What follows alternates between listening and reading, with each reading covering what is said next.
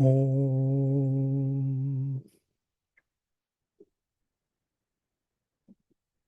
Vang me manasi pratishthitam mano me vachi pratishthitam aviravirma edi vedasyama anistha shrutam me ma prasi anena dhitena horatran samdadhami Ritam vadashyami, satyam vadashyami, tanmam avatu, tadvaktaram avatu, avatu mam, avatu vaktaram, avatu vaktaram.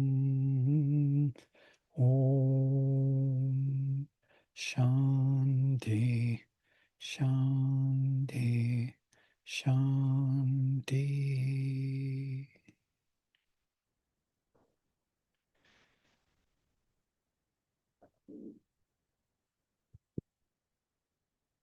So, today, as you know, is Mahasamadhi Day. Sri Aurobindo left his body on this day.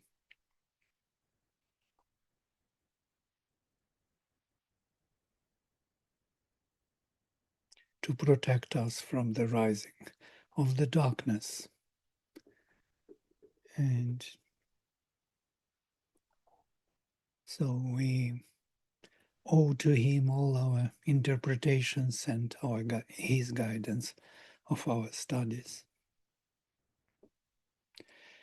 So here we are in the 148, Praskanva Kanva. Kanva is another family, famous family of rishis. And they are usually in the later Vajasane Samhita. We will have two recensions of Madhyandina and Kanva. And Kanva is also this Vedic rishi. And he has two beautiful hymns to Usha. This one is a mixed style, but the next one is in the Anushtup pure. So let us look into it. It's a longer hymn. Saha vamena na usho vi ucha duhitar divach. Sahadyumnena brahata vibhavari raya devi dasvati. O dawn, shine unto us with your bliss. Vamena, Vama is a bliss in the Veda. From root actually Vam and Van, these are kindred roots which mean to win and to enjoy. Winning and enjoying, it seems that they are very closely connected. We always have this ashnute, ashnoti, to enjoy and to obtain, obtaining and enjoying together. So from here, maybe we have this idea that possession is an enjoyment. It's an ancient concept of enjoyment, possession. Yes, possession means that it becomes part of yourself. When it becomes part of yourself, you enjoy it. It is shared with you, as it were. So with this Vama, Usha, Viucha, shine wide, Duhitar Divach, or the daughter of heavens. This is the vocative case. Sahadyumnena Brihata Vibhavari, with your great light, O shining maiden, with your treasures, Raya, O goddess Devi, Dasvati, the one who is generous. These are very constant epithets of Usha. Sahadyumnena Brihata. Dyumna is the shining light of wide and vast. Brihata. Dyumnena Brihata Vibhavari, or you who shines with vast heavenly light. Raya, and by the treasures, luminous treasures of higher consciousness, O goddess Dasvati, generous one. And then Ashwavatih, Gomatih, Vishwa Suvidach. So this is the interesting meter. So you have 12 in the one part and 8 in the other half. So we have 12, 8, 12, 8. Vishwa, Ashwavatih, Gomatih, Vishwa Suvidach, Bhuri Chiavanta Vastave. Udirayata, oh sorry, Udiraya Pratima Sunrita Ushach Choda Radho Maghona, full of power and knowledge, perfectly knowing all, Vishva Suvidach, perfectly knowing all. The dawns, this is plural Vidach, the dawns move out to shine wide. Bhuri Chiavanta Vastave. Vastave is Vedic infinitive to shine, like it will be Vastum in classical Sanskrit. O dawn, direct unto me your happy truth. Udiraya pratima sunrita ushach. Make the realization of the great ones come. Choda Radhach. Radhas is spiritual realization. Also could be the wealth, the spiritual wealth, Maghona, of the Maghonas, of the um, Maghavans. Maghavans, very interesting term. It can be the souls who achieved this greatness or the gods. And between them, the souls and gods, there is no clear distinction in the Veda. Those who are great, they achieve or realize the greater light of consciousness. And in that sense, they are more like Maghonas, or Nri, the same word. Nri, the heroic souls of man, or the heroic powers of the soul, or the gods who actually agreed to come down and to partake in this sacrifice, in this transformational process. So these are the many, Ashwavati, Gomatich, Vishwasuvidach, they are these dawns. They are possessors of the luminous powers of consciousness and the knowledge. Yes, Ashwavatich, Gomatich. I translate it in one line very quickly, full of power and knowledge. Perfectly knowing all, Vishwasuvidach, the dawns move out to shine. Chiavanta, interesting word used here.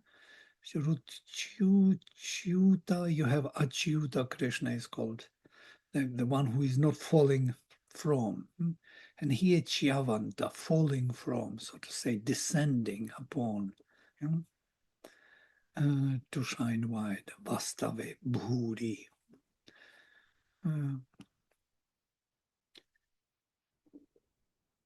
Happy truths, it's interesting. Sunrita. Sunrita,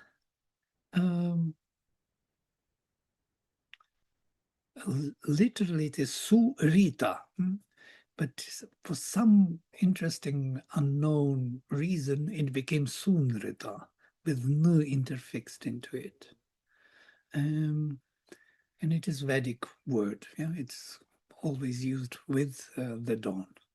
So these Sunritas, the happy truths, Udiraya, so irritate, or irritate is a good word to remember, irayati, yeah? To cause to move forward, direct onto me, or upward, pratima, onto me.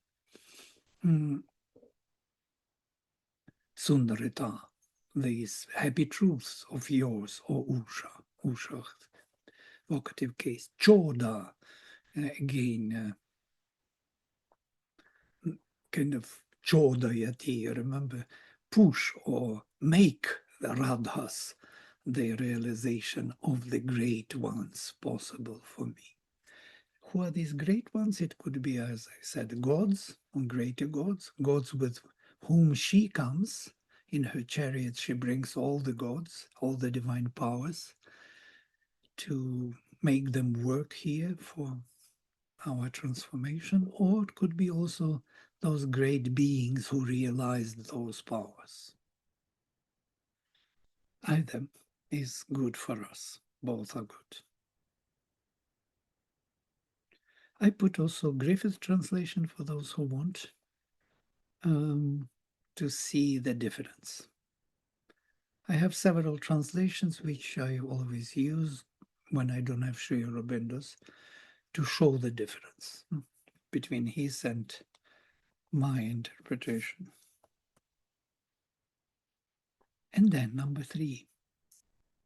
Uvasa Usha, Uvasosha Uchachanu Devi Jira Rathanam Ye Asya Acharaneshu Ye Asyah Acharaneshu Dadharire Ye Asya Acharaneshu Dadharire Samudra Nashravasya. Somehow rhythm doesn't feel good. Ye asya acharane shudadhire. Only 11. Should be 12. That's why. Ye asya acharane shudadhire. That should be one more syllable. Samudrena shravasyavach. Most probably somewhere there was this double R. So the dawn has shone and will shine again. Uvasa, shone, Usha, Uchachanu, and Uchat is the subjunctive, Vedic subjunctive, and should shine again, Nu, or even Nu can be translated as now, and now should shine. She shone already, and she should shine now. Devi Jirarathanam, the goddess who is Jira. Jira is interesting Vedic word, means the one who I will put here, the quick, active, or driving. And notice the driving is only in this hymn, in this shloka, in this verse used. Active, quick movement. Quick movement of all the chariots. What are these chariots she is a quick movement of? She comes with all those chariots together, so to say. Chariots which bring the gods. The chariots which are driven by the horses or the divine swiftnesses, powers. Ye asya, and those which, sorry, I will read my translation first. Driving chariots, established in her movements like currents in the waters of the ocean. Ye acharaneshu dadharire, and those who are established in those coming or moving towards us, of hers, asyaha, dadharire, are established. Samudrina shravasyavach, like in the ocean, the currents in the ocean. Oh, like the waves. So we can also translate the last line, those chariots, ye rathach, those chariots that are established in her approaching movements like the streams of seeking an inspiration, Shravasyavach, in the vaster ocean universe. And if we translate these words like Shravasya, seeking knowledge, or seeking inspiration, like Shruti, Shru, Shravas, seeking glory, Shravasyu, and that is the meaning. And also Shravasya is the current, the flow. Why? Shravas, Sravas. You remember Sru, Sravati, Shravati. These are kindred roots. So the inspiration is always a current. Interesting. Always a flow. Yeah. From root Shru or Sru is Sravati is or Sri also. There is Sri, Sara, Sarati, Saraswati from here, current. And Sru is another or Shru kindred roots. So you see Vedic rishis have this closer relations to the original roots. They feel that they are both covering both. Shravasya samudrena, as if in the ocean, the currents of the waves. So they are in the tapestry of the ocean. They are part of the ocean. The same way as Radhas, with which she comes, bringing the gods, are interwoven into her movements. Yes, she comes with those movements like the waves in the ocean. So she is the driver or a quick movement of those chariots of light, swiftnesses of the transcendental plane. These chariots are an interesting idea. They bring the treasures from above to our plane. They're crossing over the gap between the transcendental world and this world. So they are crossing over and bring the wealth we want to have, or the gods who are to engage with us in sacrifice. Swiftnesses of the transcendental plane, powers charged with higher consciousness, in whom they are established like the waves or currents in the ocean.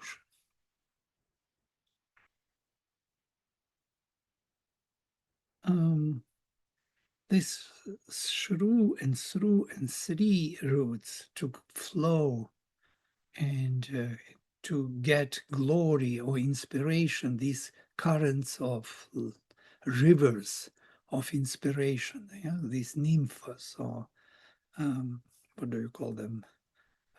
Those who inspire us, like poets are inspired by these goddesses who come down to them. Yeah?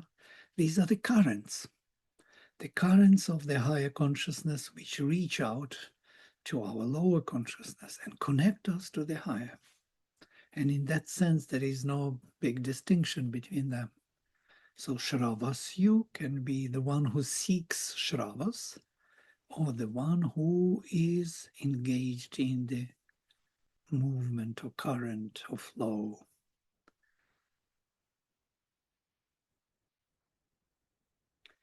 Willing to praise or celebrate, flowing, streaming, swift, nimble, Shravasyu.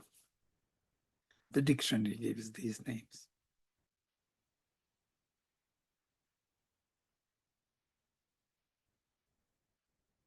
And then number 4.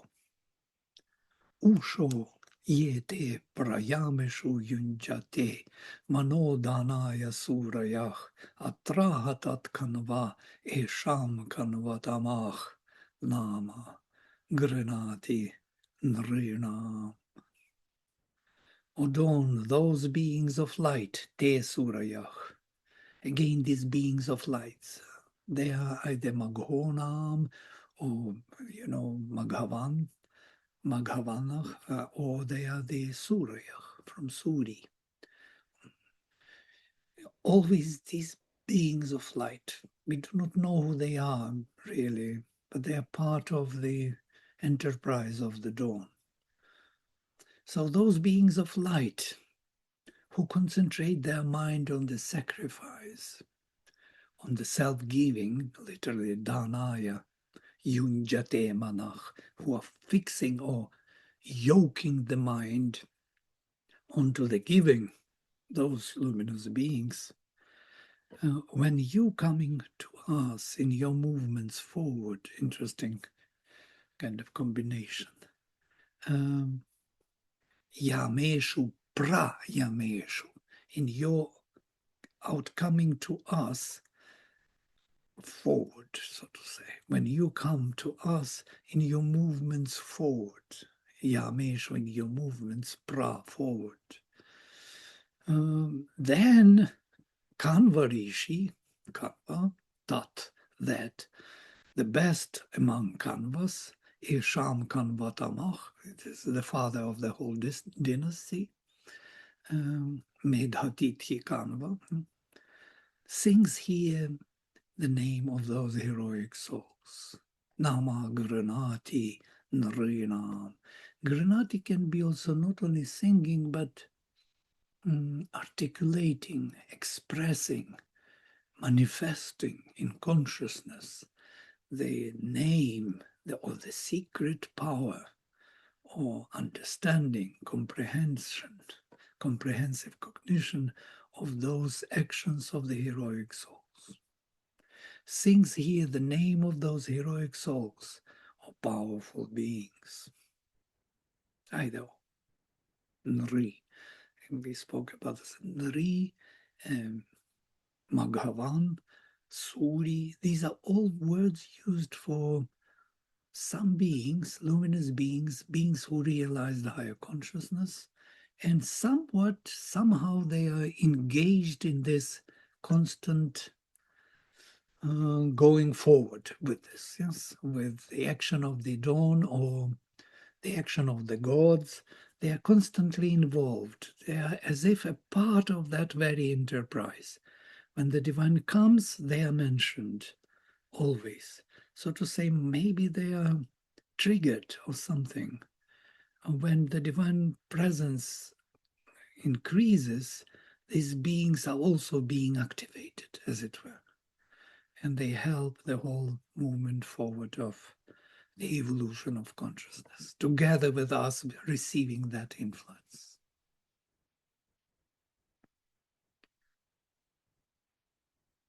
I will come to number 5.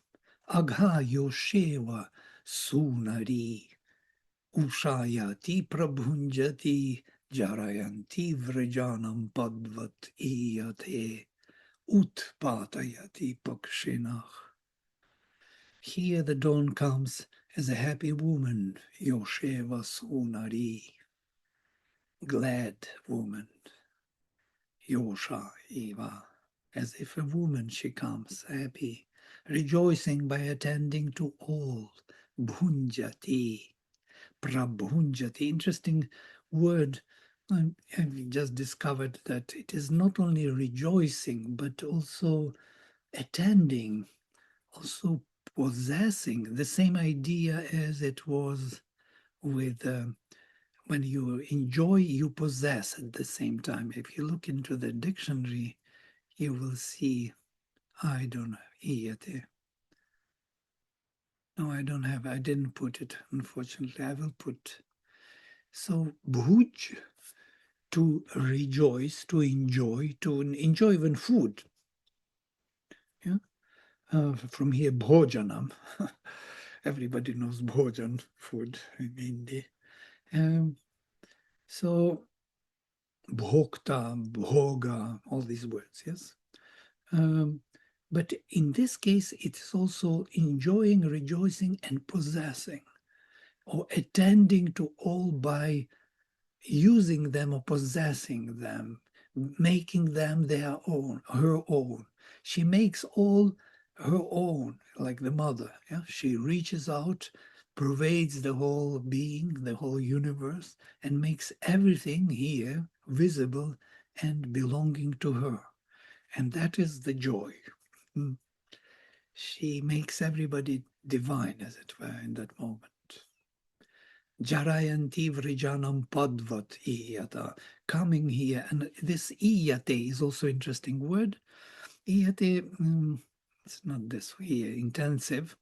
To go quickly or repeatedly, to come, wander, run, spread, get about, to appear makes one's appearance, to approach anyone with requests, ask request, all these words.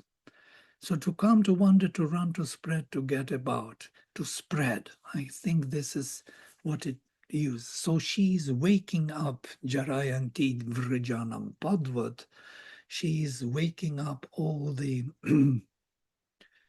all the settlement of Padvat, of people, of those who have feet. Padvat. Interesting word also. Those who are footed. But how many feet are there? It is not said. It's not Dvipadvat, just Padvat. Those who have levels or layers of consciousness, most probably. The settlements which are complex in consciousness, she is waking up. Utpatayati Pakshinach, and make all the birds fly up into the sky. The birds flying up physically, and also our souls as birds. Birds are the symbols of our souls, are flying up, are uplifted with her coming.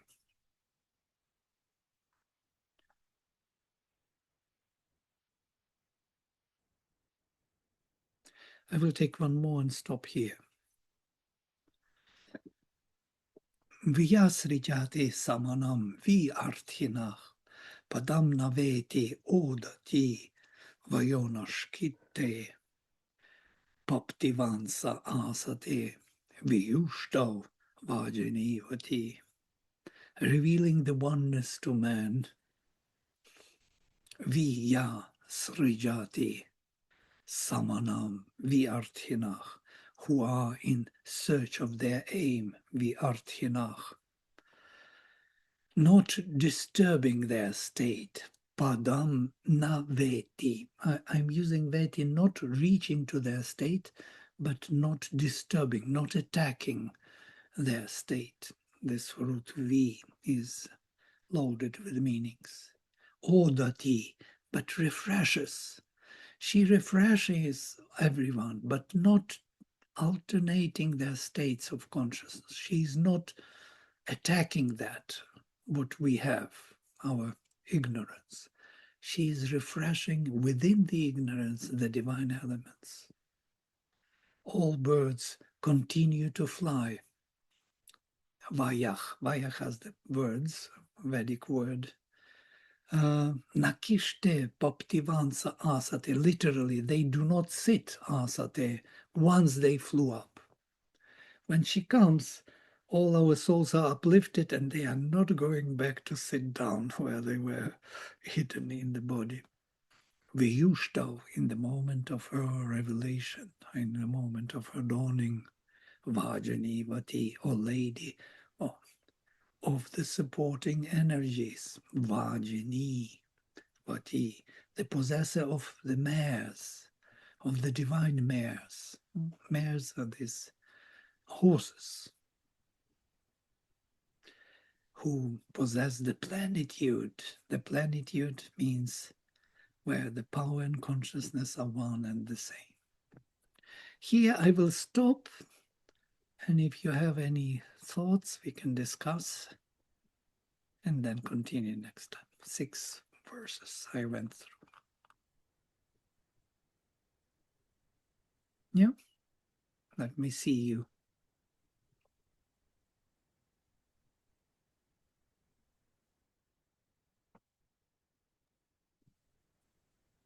So in the last verse, it could be said she is just giving, she's not attacking your state of consciousness, but she's giving the correct amount, measuring out the correct amount to not overwhelm, Yes, something of this nature. right. Yeah. It's not only in this verse, it's in many verses. It is her nature. Right. She's never, how to say, trying to destroy any element which it should not endure. She will refresh the divine element within it, which will overgrow that, which has to go, as it were. So in that sense, she behaves like the mother with the child. She is Hmm. not punishing the child that the child cannot walk or something. Yeah. Yeah.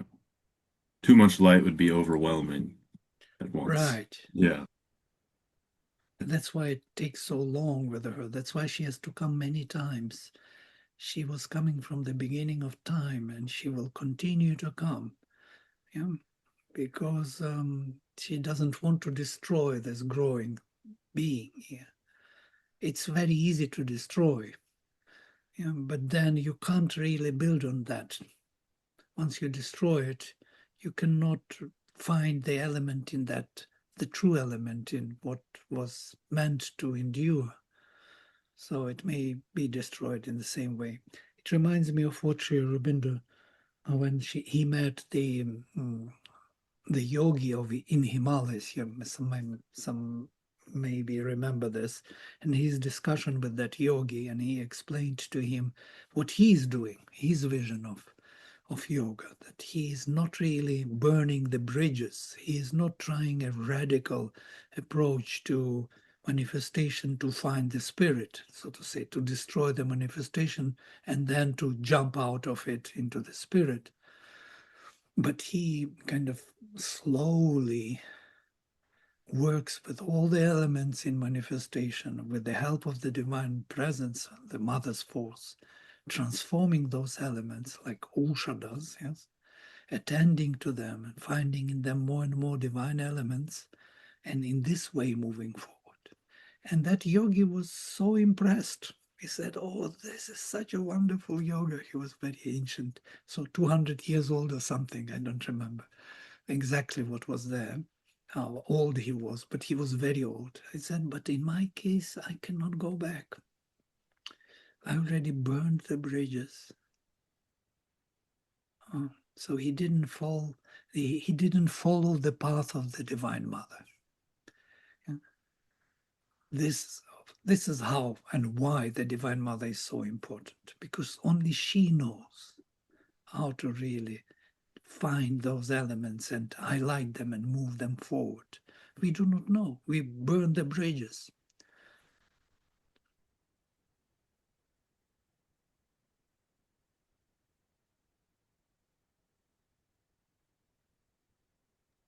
Ultimately, there was a word, Vrajanam, in the earlier verse, just before the last one.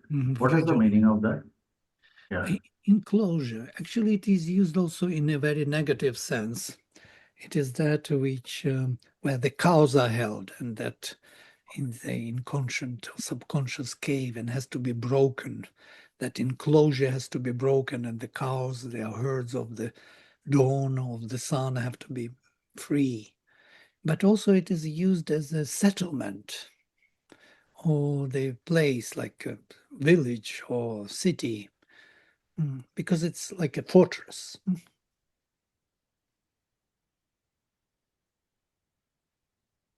Also, it is used in a negative sense, virginum, as a crookedness. Something, because enclosure is actually crookedness in some way, you know. You do not spread naturally in all the directions. You kind of confine yourself to one particular place. You have to bend to the straightness, and so then you will be kind of focused on yourself, as it were. So that crookedness also is used in a negative sense. So there is vrijinam as crookedness, and there is riju. Riju is straightness. Um, so sincerity. Vrijinam is insincerity, so to say. Um,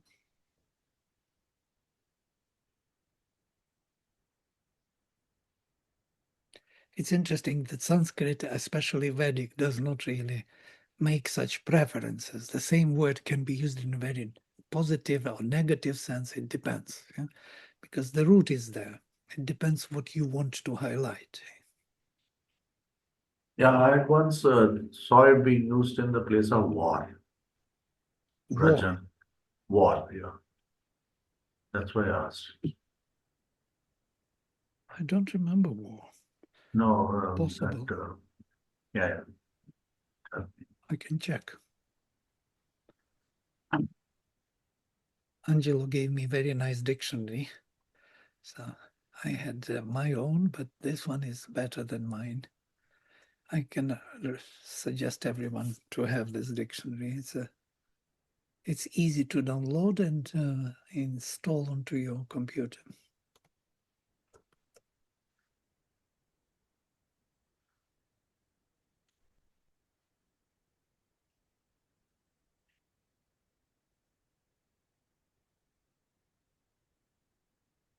You see, Vrijana is also used as bala, strength. That is from Nighanto. This is from Nirukta.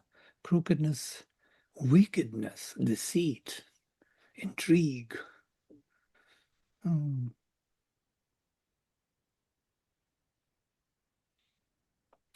Yeah. Yes, I will give you the link, and Well, you have to know something to make it work. I forgot already what it was. Maybe Angela can put some link there to our group. Yeah, maybe I can just add a small guidance and the link about how to download it. Thank you. Thank you. This is very useful for our Sanskrit students, or for everyone. I was thinking of that Vrijna as the cows. I mean, the Padwad, the cow pen and the cows, because it says she kind of woke up the birds, and then I thought maybe the cows, and then the next line is the kind of releases the samana and the artin. But maybe those, could be the people. Oh, you mean? That was just the image that came to my mind. All right.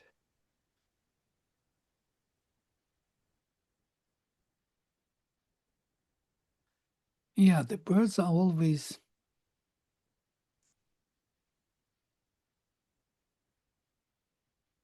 somehow the birds are always the last in mentioning in the line. Yes, there will be always kind of a hierarchy. Maybe end always with the birds. I think it is not a descriptive of some kind of outer reality only, but it also gives us some kind of sense of our soul being uplifted. The bird is always a symbol of that's something in us which can fly. And later in Indian tradition, you have this Hansa and so on. And even eagles. Eagles are also the high flying entities, could be mental, higher and mental entities of our consciousness, not necessarily the soul. Soul is more Hansa, but in general, birds, Vayach, this word, V is interesting word. It's weaving, also moving, attacking, all kind of meanings, and also bird. Something which is interweaving the reality, which is pervading it and holding it from within, as it well as a thread holds the rest of the tapestry. And that is the soul, actually, or the soul power, at least.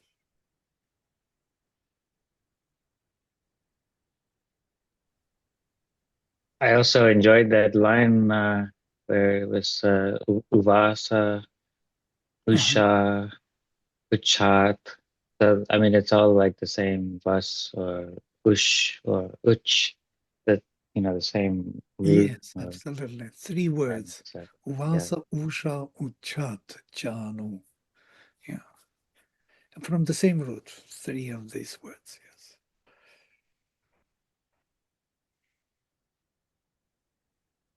But they indulge in this, Vedic poets. They love repeating the same, root of the same word in many different forms. They are not afraid to repeat the same idea. Just the opposite. It emphasizes the very action of consciousness. It's later in our mental way of approaching poetry that do not like to repeat the same word twice. It has to be another word. Otherwise, may think that you're poor in your language or something.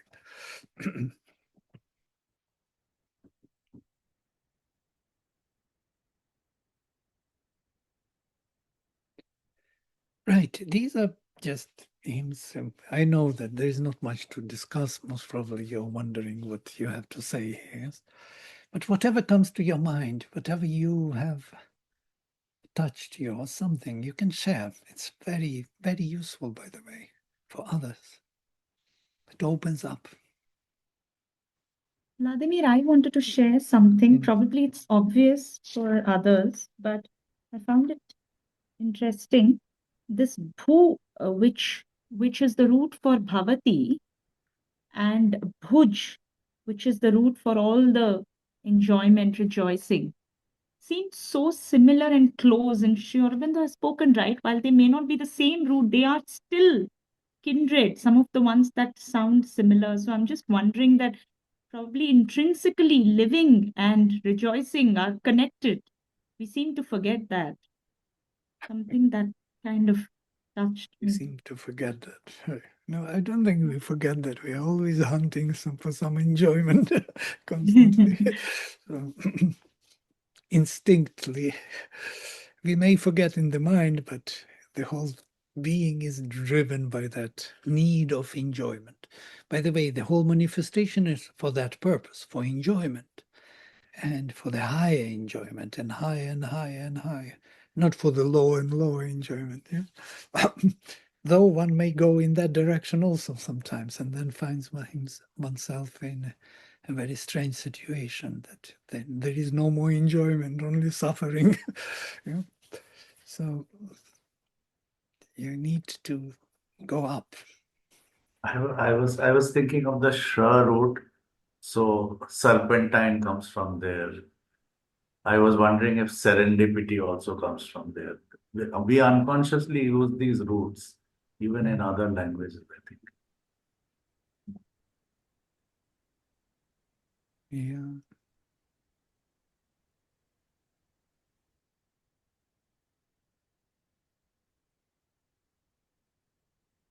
We have other words like stream, for example. Stri, there are kindred roots like stirna, to stretch, to spread. Yeah? A stri, I think it's that kindred root for Sri Saraswati, yes, was a stream. Even current, it is with C. And we say Kara, yes, Sara, it is Sri Sara. So you will have somewhere we cannot deviate far away from these ideas, sound ideas. Yes? I wanted to comment about how prevalent these images are in the Bible, not only in the prophetic literature, which is replete with currents and waters and birds and crossing over and pouring forth, but even in the more narrative parts of the Bible. I'm thinking about some Old Testament stories, and the Red Sea crossing came to mind when I was thinking about chariots and crossing over a stream, a river, the Red Sea.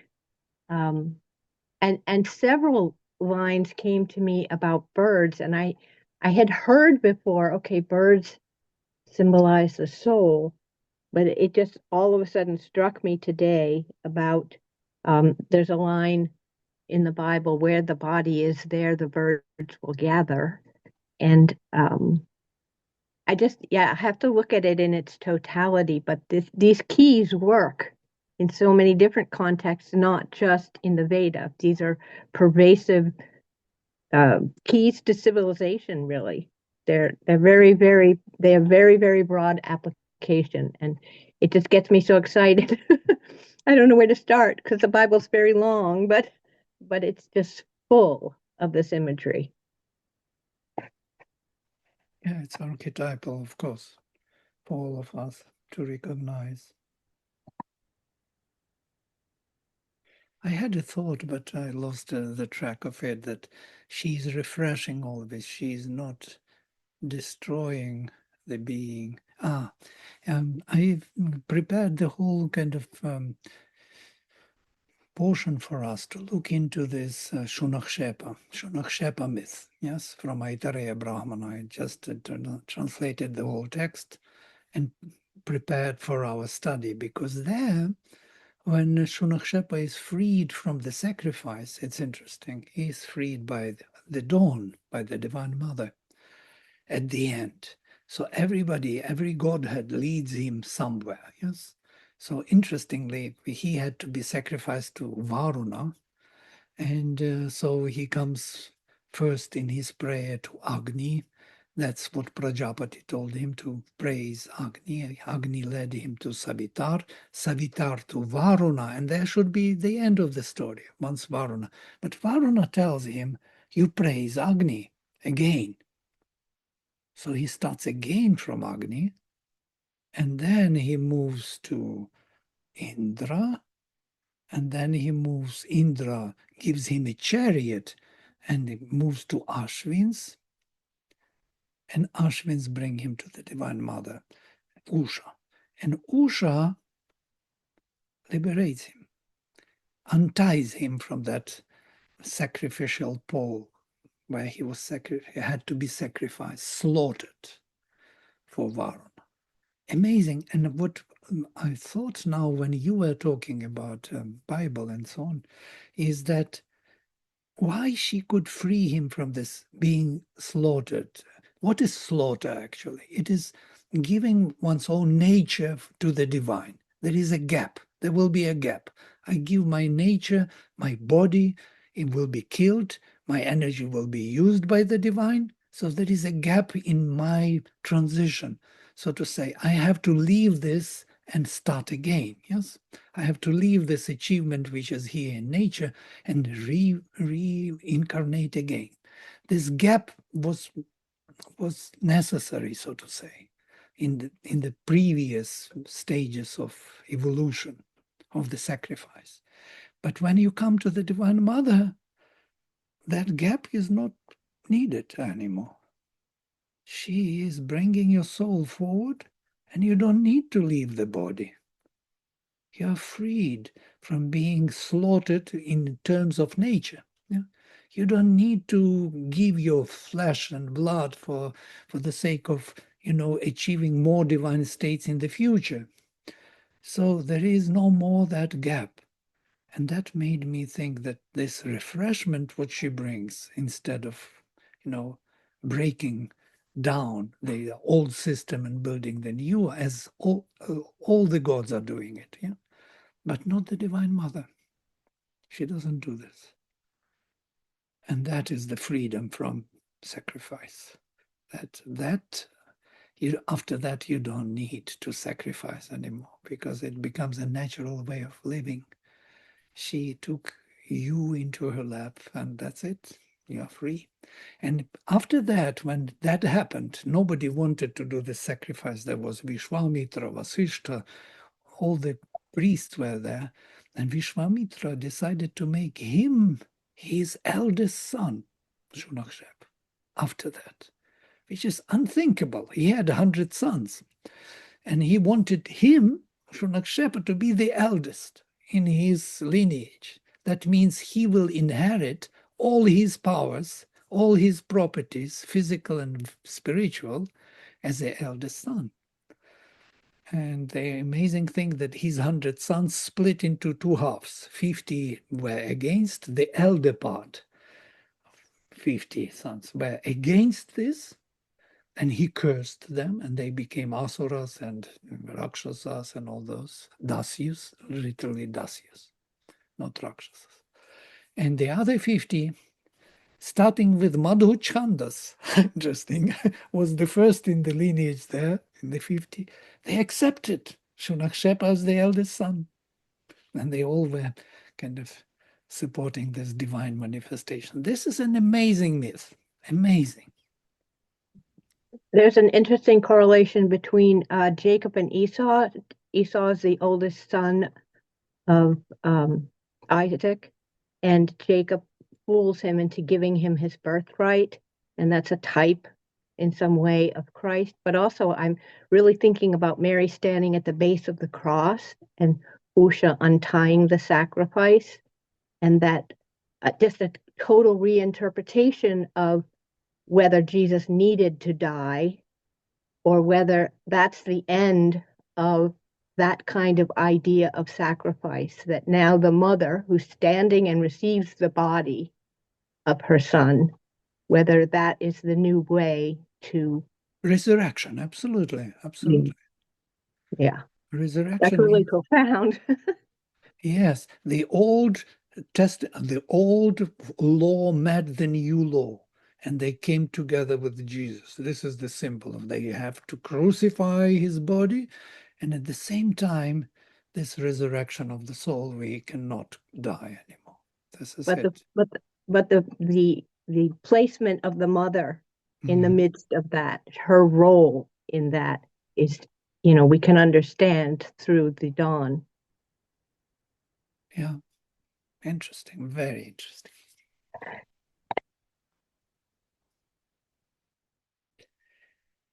Margosia, you're from Poland, Catholic, so you can understand that most probably also quite a bit. Yeah, have you any thoughts? Not for now. I'm listening just and All right. trying to understand everything. So, Well, understanding follows. There's something leading the understanding. Yes? Some imprint of Sri Aurobindo's knowledge. He gave us keys, and now with these keys, things can open up sometimes.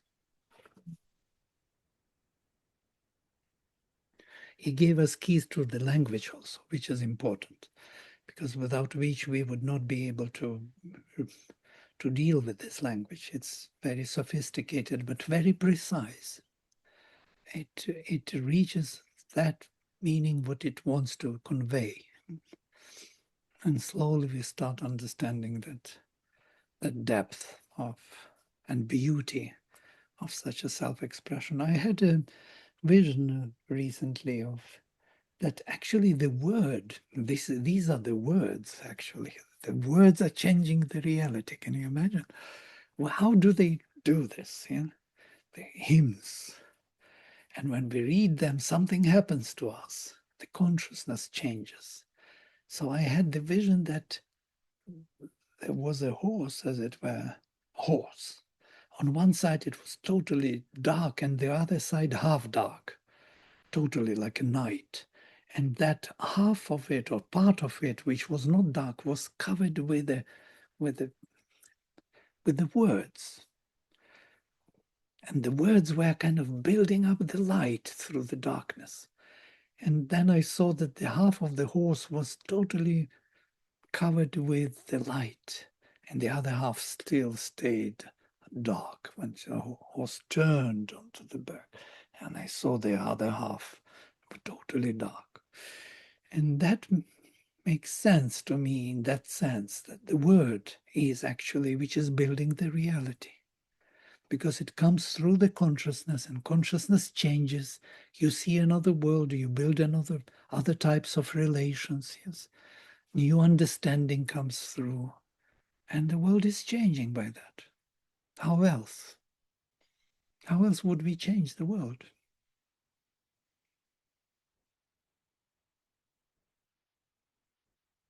So it's important what we say to each other. And if you look into the modern world today, what people speak, you understand in what trouble they are. Yes, what their priorities are, what to what their mind is fixed, because the words reveal that fixation of those forces.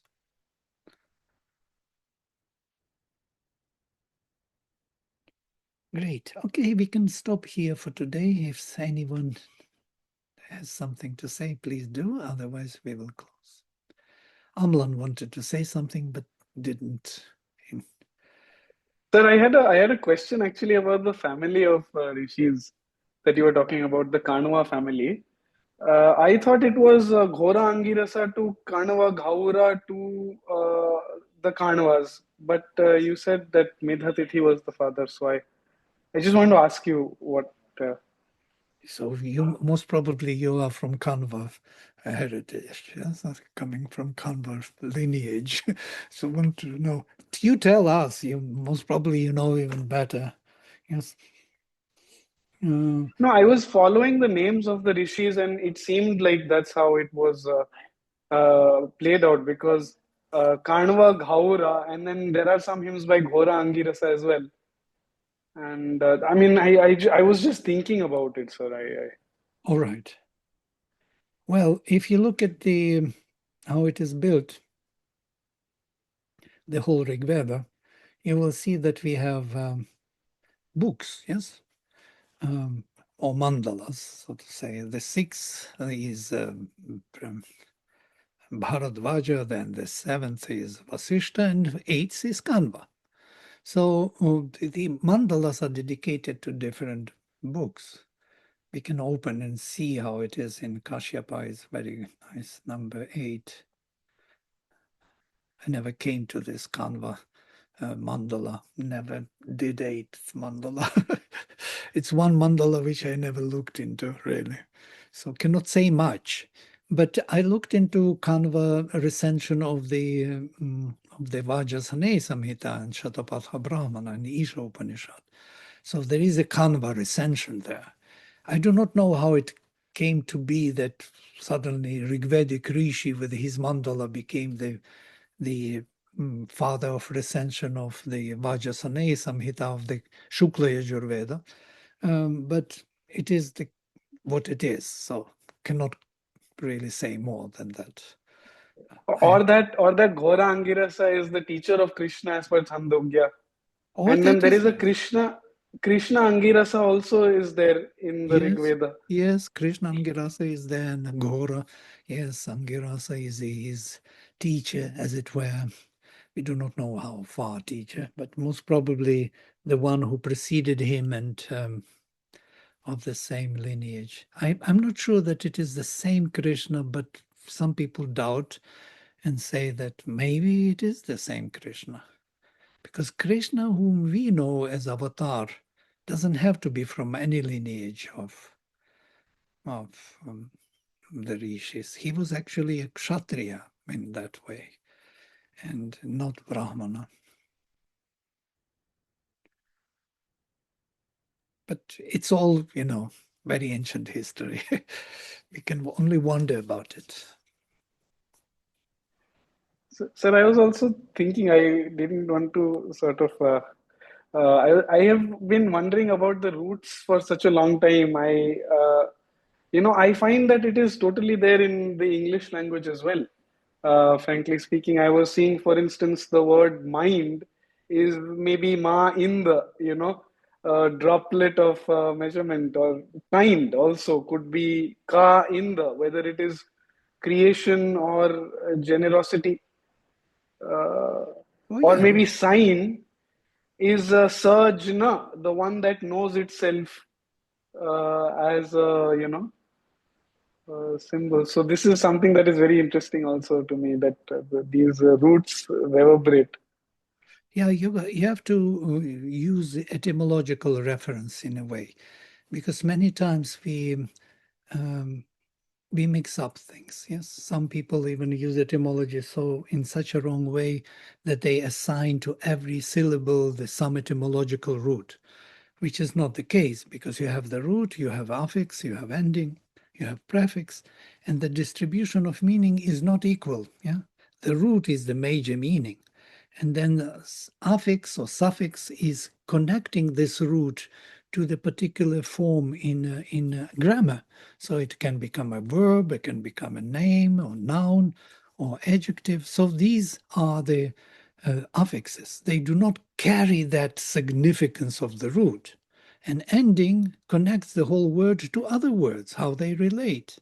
It's not the major meaning at all and cannot be treated as a root. So folk etymology does this. They split onto syllables and start assigning to each syllable a particular root and then interpret, and that is a mess. Yes. We should not go that way. That's what I want to say. We have to see the root and see the application. Actually, what Rigveda does for us good, we learn to apply the same root to many different significances. We learn that primary etymological layout or derivations, how derivations came into being, other words, other meanings. Once we learn that and train ourselves in that, we will be able to trace back to other words in other languages. But without that, it is very tricky. I've seen many people doing strange things. Even Yaska, if you read Yaskas Niruktam etymology, he does amazing things there, unthinkable, like Agre Nayati iti Agni. Yes? Agni is the one Agre, Agnih. So what he does, Ag has Agre, and Ni has Nayati. So he takes two roots, puts them together, and that's his etymology. Luckily for him, Agrenayati iti Agni from root Aj or Ag, to lead forward, means the same thing, Agrenayati. So he matches with the meaning nevertheless. That's what it is. But yes, we have to know this, and then we will enjoy languages in general. Somebody, Rajan, wrote to me about Tamil etymology. He was trying to figure out what Tamil means, and he came to this Agnimile, where this R is used, Ire, yes, Tamil, and he split it them into Tam, Il, and arrived at the meaning of the that loving mother or something in language. Of course, he loves the Tamil, his own language, so much that he will find a loving mother definitely, even if it is not there. But then I looked into the etymology as such, and it is suggested that tam is from self, and il most probably something liking or loving or wanting. Or so interestingly that it also fits with ancient Vedic language, because tam root is to become tamyati, you know this root, to become darkened, to darken or to stiffen or to coagulate, to become, like one being, self. From here we have tman, Vedic word tman, taman. Tman is self or body, something tamasic, tamas, something solid like a rock, yeah, being tamas, interesting, taman. And then with prefix a, atman, it becomes that which comes to this state of being, atman, self or body. In the Veda, later it is only the spirit or the self. So most probably tam is the self, and id, tamil, is the seeking, or seeking with adoration, as Shibana says, yes? Seeking with adoration of oneself. This is Tamil, which is good interpretation. Anyhow, it's fun. It's far from the truth, but still, there's some joy in it. All right, thank you all, and then we will close today.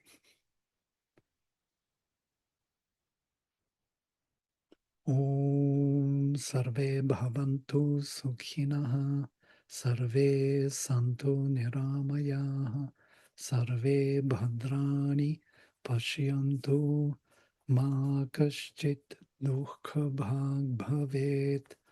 Om Shanti Shanti Shanti. Hari Om. Namaste.